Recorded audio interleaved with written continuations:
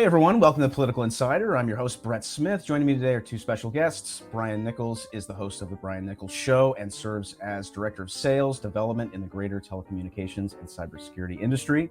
And Remso Martinez is a Political Insider contributor, as well as an author, podcaster, and former cast member of the award-winning television series, The Witching Hour.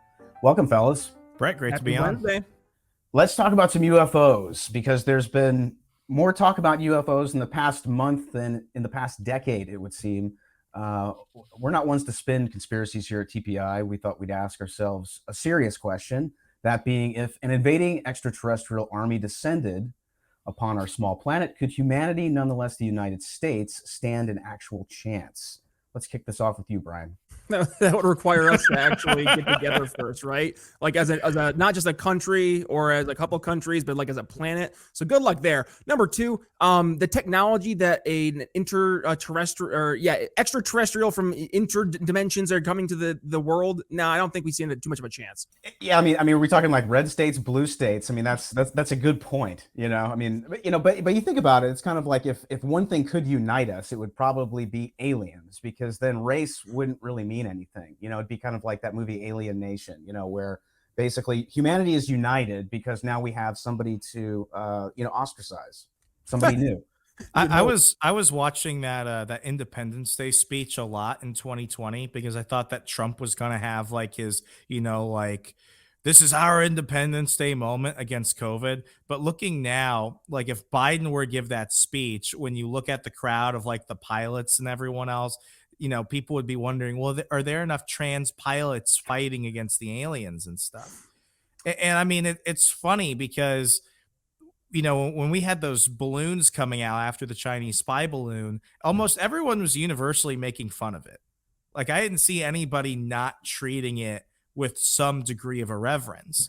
And, the UFO topic is one of the few things that can actually bring the right and the left together. True. Because Marco Rubio has kind of taken the baton from Harry Reid as the guy asking the most questions about UFOs, extraterrestrial encounters, what's going on at Area 51, why do we change the terminology from UFO to UAPs?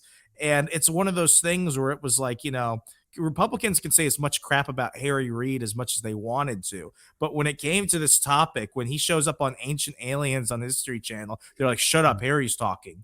He knows what he's talking about. Well, he's from Nevada, so it made sense, because that's where a lot of these skunk works and Area 51 and the such, where they test all this stuff, all this. Barry Goldwater petitioned the Clinton administration. That's right. To talk about UFO sightings over Phoenix, Arizona. I mean, Barry Goldwater in his years after the Senate became a kind of a UFOologist. Yeah. Which is wild. So we had the famous Phoenix lights I think it was the late 90s. And I mean, he was looking. I don't know if he was alive at that point, so I don't want to be wrong and say he was alive for something he wasn't. But I mean, he was big on that, and he was constantly petitioning and trying to get like FOIA requests for that. I mean, do I disagree with Brian? No. I mean, I think that we are so screwed. I think that California pushes itself off into the ocean. A whole bunch of weird stuff happens, but I think you would see like strange coalitions come up for sure. Well, this goes, I guess, to the question too: are the aliens in fact here to go against humanity, or are they here to save humanity? Right? We've seen the theory go more and more in depth. It seems in recent months that actually aliens are here to stop us from destroying ourselves. And anytime you've seen the rise in conflicts and in a global sense, we've seen more and more UFO appearances and sightings taking place. And we saw this take place throughout the entirety of the Cold War. So, I mean, one stands to reason that if that's the case, that they're actually here trying to stop us from destroying ourselves. And it makes a little bit more sense. Yeah. What's the timing of the atom bomb and Oppenheimer, and then these guys start showing up, and it's a little suspect. It's a little strange, but I like that theory, which is kind of the inverse, which is we always assume that they're coming to destroy us and or take over the planet. But what if they're here actually trying to help us? It's an interesting. Call me a space racist, because I don't know if I would be that comfortable with wanting to figure that out. In 2020, it was revealed by naval intelligence that the famous Tic Tac UFO caught on camera by Navy fighter pilots appeared to not have been man-made or be limited by the laws of physics. Now, the recent UFOs over the Great Lakes are being dismissed as commercial balloons. first, how does a balloon escape a Sidewinder missile? And two, why were they so hesitant to say it was a balloon first? And then when speaking about it, they made it sound kind of like a UFO out of Independence Day or Mars Attacks. What are your thoughts on this, Remso? I don't know of any pilot that could say he missed a balloon. I mean, assuming that these are Air National Guardsmen, these pilots are getting in more than just a weekend a month. Like they are full on combat pilots. So for them to say that, they shot at this balloon and they missed, either we're dealing with one of the worst pilots ever, or this was one fast freaking balloon. Even a balloon with like maneuver capabilities like the Chinese spy balloon, it's not going to go ahead and miss a Sidewinder missile. Those things are smart. Like they're not going to miss. So that right there makes me really skeptical. In terms of them not just confirming it was a balloon from the beginning, that's also really telling, because if they had said it was a balloon, if they knew about it, they would have just said it. But then it creates this moment where it's like, well, wait a second. Why would they even question that if that wasn't the case? Because what if somebody else found out about it? So it seemed like they were trying to cover themselves in a way where it's like, we want to say it's a balloon, but what if we're not sure? And to that extent, maybe I can understand. You really want to make sure that it's like, Jim Bob who strapped a weather balloon to a chair versus a Chinese spy balloon versus something else you don't know. So maybe if they wanted to find out the full story before giving details, yeah. But there's a big difference between that thing is the size of a sedan, it's moving on its own, up and down, left and right, and it's a balloon. Or alternatively, I mean, to make this not as fun as Aliens, or it's just that the administration is trying to save face after the original Chinese balloon comes through, and I mean now it's like, well, let's shoot anything down that's in the sky just in case, just to be safe. We're shooting down kites. Maybe in this case they're just trying to make it more sexy of a story, because stories sell. So trying to get people more like, oh, Biden was doing the right thing, because God, this thing, we don't even know the heck what it was doing up there. Our pilots couldn't even figure out what it was doing. It couldn't even shoot at it right. Like I could easily see this trying to be a means to save face. So unfortunately, in my opinion, I think it's not as fun, but that's probably the more likely of the situations. I mean, goodness, Ghost of Kiev, the island of Ukrainian soldiers telling the Russians to go F themselves, all turned out to be fake news, and not only fake news, just entirely fabricated. So we haven't really seen the limits of what governments will do when they're trying to propagandize their constituents. Where did this missile go? This was over Lake Huron. That's a great question. And I'm just, it's like I asked Thaddeus Potter, who's from Michigan, who was a representative from Michigan the other day. I was like, because he lives up there still. And I was like, where did you hear? Where did this missile go? He's like, I don't know. He's like, I spent a lot of time on Lake Huron. I'd love to know where it went, because there's a lot of people that live in and around Lake Huron, I mean, the missile either detonates or it doesn't. So it landed somewhere. I don't know, out at sea, or in someone's backyard. But you shot a guy ice fishing. Well, I'm just kind of like, where's the press? Did anybody think to ask that question? Brett, I didn't think about that until you brought it up just now. It's a great question for KGP. That should be something somebody was asking. Where's the missile? Where did it go? If they missed. # where's the missile? Do you guys think if aliens and UFOs are real, that the president of the United States be privy to that information? And moreover, do you think Joe Biden actually knows the truth about whether our government has that knowledge? Does Joe Biden know his first name? It's a great question. Is it on those note cards? The ones where he says, you will speak to the press, you will look at them, and then you will sit down. Yeah, that card. I'm sure that he's privy to the information, but in all seriousness, I mean, we've seen this raised up by presidents of yesteryear. Bill Clinton, particularly, he's very interested in the UFO conversation. He was, that's right. Yeah, and I can almost guarantee that there's a lot that they know that they're just not able to tell us. And that goes across the board, and it's truly a not able to tell us because they've been told by the deep state that they're not allowed to tell us. And I think Joe Biden has shown us over the past 3 years that the deep state is entirely real, because every time he goes, they're not allowing me to say that. Yeah, who's the they, Joe? And we know who the they is. It's his caretakers. In this case, it's the deep state apparatus. They know where the missile landed. It's still going somewhere, Remso. It's still airborne. That Man, missile is the there ghost was of Kiev. You know what I mean? That's yeah. seriously. Brian, what you said about Bill Clinton, I mean, I remember that clip. That's from after he left the White House, where he's like, trust me, man, like I asked, in his Bill Clinton tone. It's like, I wanted to know. Edward Snowden, he said that while he was still at the CIA, he went digging into their archives, which he wasn't supposed to do. And he said he looked for everything related to aliens and UFOs in the Area 51, and he couldn't find anything. I believe that he could not have found anything. But I mean, there's just, when the president of the United States isn't getting answers, I don't think an analyst at the CIA is going to be able to uncover the same amount of stuff. I mean, and why would they use it. the words UFO and Area 51 in documents like that? I think they'd probably use some code words or something that would make it so it's more difficult to search. Exactly. Yeah, I think there's the stuff that they've released, like Project Blue Book, all this sanitized, redacted, heavily redacted. I mean, you go through this stuff, it's not very interesting, and none of it's really changed as far as like messaging. It's still kind of like, oh yeah, there was a weather balloon back in New Mexico. I mean, it's really goofy crap. I mean, people still believe that Building 7 on 9/11 just happened to collapse from the force of two towers miles away coming down.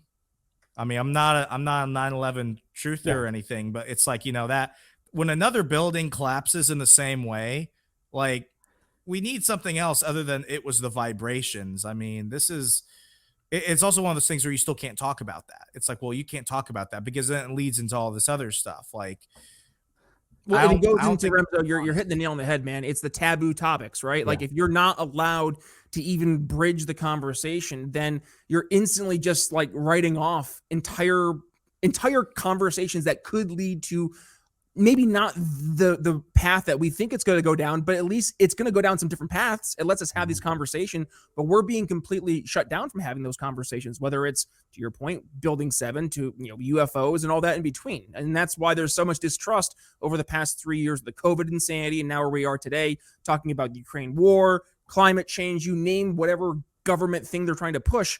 There seems to be more and more just natural distrust across the world, truly. And I think that's a good thing for us to now start to maybe have more of these conversations that we weren't allowed to have in the past. Yeah, I mean, I couldn't have said that Building 7 looked like controlled demolition without getting probably like the stink eye from everybody prior to COVID. But COVID accelerated. I remember I was a kid, and granted, I was like, a kid, truly a kid, sitting there watching the news with my parents, and I can almost remember hearing it on CBS News saying that the building was going to be coming down and that they were going to be taking it down. Like, I remember hearing that as a kid, and then when it comes like in the future, and I hear that like, no, the building just fell down on its own. It's like, I don't remember hearing that. I thought they actually said they pulled it. And if I'm not mistaken, that's a common thing that was actually pushed on multiple news channels. And ever since then, everything that was out there that showed those videos is long gone. Yeah, COVID accelerated all this stuff, all these questions, I think. And there's not many institutions at this point, I think, that people don't have some element of doubt about, especially government institutions. But now it's kind of like big pharma, medical, everything. You just question everything.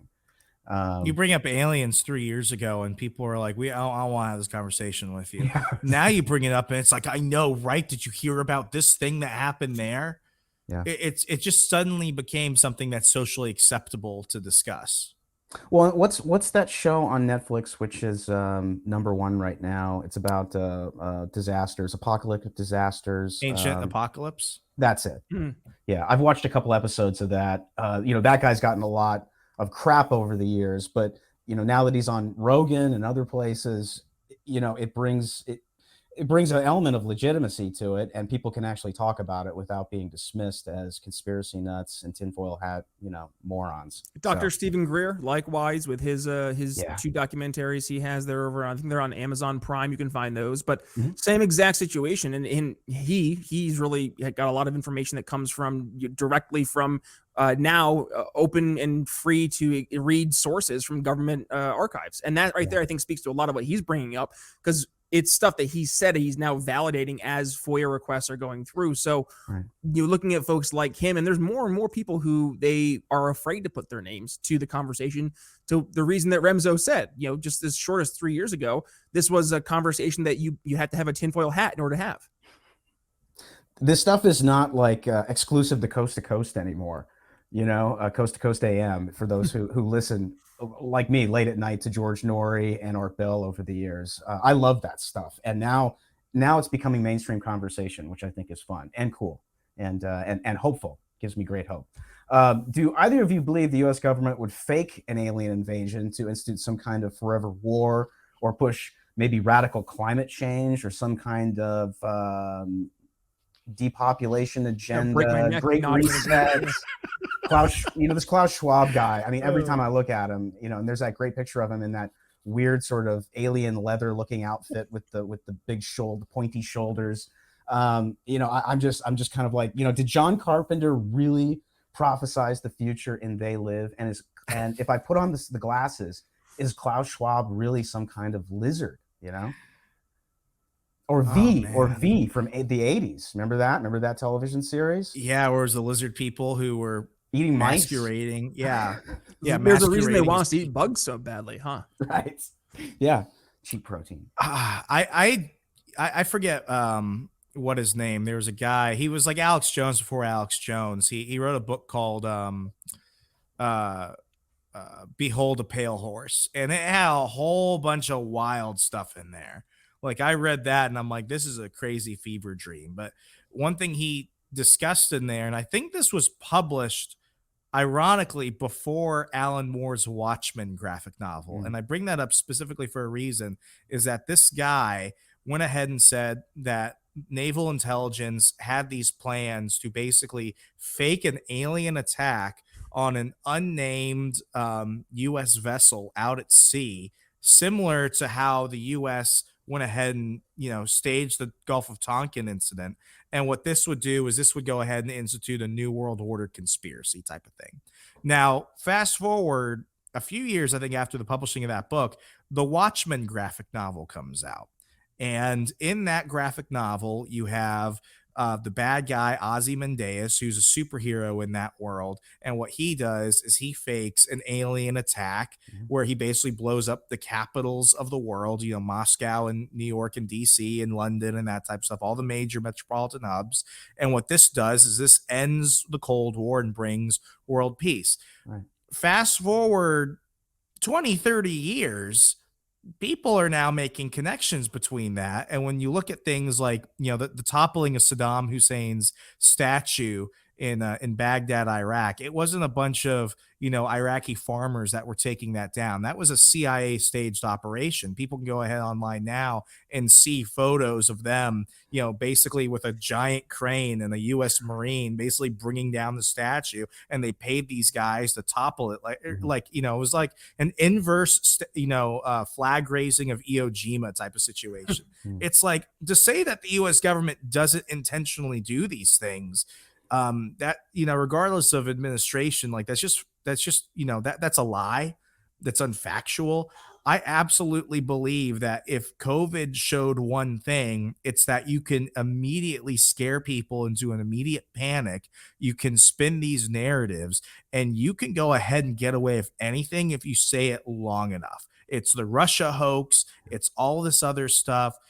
Do I believe that these people would fake an alien attack? I think we're being groomed for that with these UFOs, because why else would they say that? No one ever said that before. And this is a week after the Chinese spy balloon. Man, they would totally do some evil stuff like that. And it's not like there's some massive toxic spills that are taking place across the not just the country, but across the globe. And there's a lot of nefarious things that are happening behind the scenes with very high up parties across the globe as well. So I mean, you look from the World Economic Forum to when we're having the Ukraine war right now and all the parties involved there. I mean, there are just so many intertwined pieces that come together with this big puzzle, and of course just add aliens into the conversation. It makes it a sexy story that the puppet masters can then present to the public, and they can control how people are approaching this versus actually focusing on the real things that are impacting people directly. And I mean, if aliens are in fact real, that kind of adds more to the reason that they would be going against the people in power and trying to keep us from blowing ourselves up, I think, versus the people in power just using this as a means to keep on pushing their awful agendas behind the scenes. I mean, when you have a failing presidency, when you have an economy in the trash, what leaders do is they go ahead and they create war. They create foreign conflict. They have to stoke the animosity towards them and they have to redirect it somewhere. Mhm. People are starting to understand that a conflict of China over Taiwan or over anything is a stupid thing for us to get involved in, because that is just the end of the world right there. People are starting to understand that there was way more complexity and that we were way more complicit with what happened leading up to the Russian invasion of Ukraine than anyone wants to admit. We want to create Mm. the Star Wars fairy tale of, it's the rebellion versus the empire, but then you start to realize is that the Sith was in both camps, people. I can't keep pulling the Disney metaphors. Things were not as simple, things are not as clear. We needed to go ahead and get into another forever entanglement to justify Joe Biden, because people don't like to switch commander in chiefs during war. That's why George Bush got reelected. In any other situation, probably would not have, but no one wanted to switch out in the middle of Iraq and Afghanistan. The only time that really happened, if you want to equate it, was during COVID, during the lockdowns. I'm not going to say anything else about that. I'm going to leave that there because I want this to stay on YouTube. Right. But, it wouldn't be the first time they did this. This is no different than Obama and Benghazi blaming it on, on a video on YouTube that had already been out for years. Whether it's aliens or something else, I agree with Brian. They will lie to save themselves to every extent. Last question. Does anyone think that Don Lemon is going to not get fired from CNN? I was talking about this with my girlfriend, and I was saying, even though he went through political rehabilitation and he got his mind right with the boss, this guy is dead man walking, in my opinion. I think that he will transition out at some point in time for something else, a podcast. Maybe they'll throw him a bone. They'll give him something, because he's a protected class. But honestly, everybody hates him. All the chicks hate him. All the dudes hate him. Everybody hates him. He's a charity case. He's on his way out. That's what I think. What do you guys think? He's just not a good person. Like, Remso, how many times have you been on my show? The theme's always gone to surround yourself with good people, because good people bring out the good in people. Don Lemon just isn't a good person. And that's been obvious in the way that he's approached his guests, the way that he approaches stories. He just has always had a preconceived narrative that he's been trying to push. And instead of actually reporting the news like he says he is, and I think that's the part that drives me the most nuts, is that he's going out there presenting himself as an objective, air quote, journalist. And he's not. Just like Brian Stelter. That used to drive me crazy too. He's pretending to be the reliable source, and he's anything but. So you look to these individuals who they pretend to be what they're not. And not only do they pretend to be, they promote themselves as what they're not. They're not good people. So to see all the negative things that are falling upon Don Lemon, I mean, believe it, what you want to call it, karma, whatever it may be, it has a happening here. And I like it. So Karma, fate. I started thinking about this because I recently read that interview that Chris Cuomo did about, holy wanting hell, to, dude. that was some psycho stuff. Yeah. He's thinking about like going into the office and like killing everybody and killing himself. I'm like, if Chris Cuomo can think that, what would Don Lemon do? And I'm not saying this as a joke, and I'm predicting this now. People can timestamp this and call me out, in a year if I'm wrong. But I think within 1 year of Don Lemon eventually being fired, he will fake a hate crime. He will Jussie Smollett that like it's going out of style, and everyone will know because he has no talent. What's he gonna do? Go direct a Netflix documentary? Like he's got nothing going on. He will be like Alyssa Milano when Alyssa Milano was like, "Why is no one watching my YouTube channel, but everyone's watching Joe Rogan?" He will cry and complain, and eventually he will fake a hate crime, and somebody out of pity will say, "Look who we've just signed on, the mega talent, Don Lemon." And it's just like that's where he has to go. He has to do something. And I would not put it past him because he pushed the Jesse Smollett thing forever. He's petty. He's like that in every situation. He's still in a pending sexual assault case. Yep. That's true. Yeah. Like people have just memory hold that. He went to a gay bar and sexually assaulted a man. And I guess, I don't know, he wasn't more intersectional than Don Lemon. So the left was like, sacrifice him to save Don. You can't sacrifice him now. That guy has dug himself so much of a hole. He would look like a crazy person on The View. It's saying something. That's saying something. Well, Brian, to your point, he's so unlikable. And that's kind of why I find it amazing that he's lasted as long as he has. You know, I mean, Stelter, I mean, you can say what you want about him. At least he seemed kind of like a nice guy, sort of.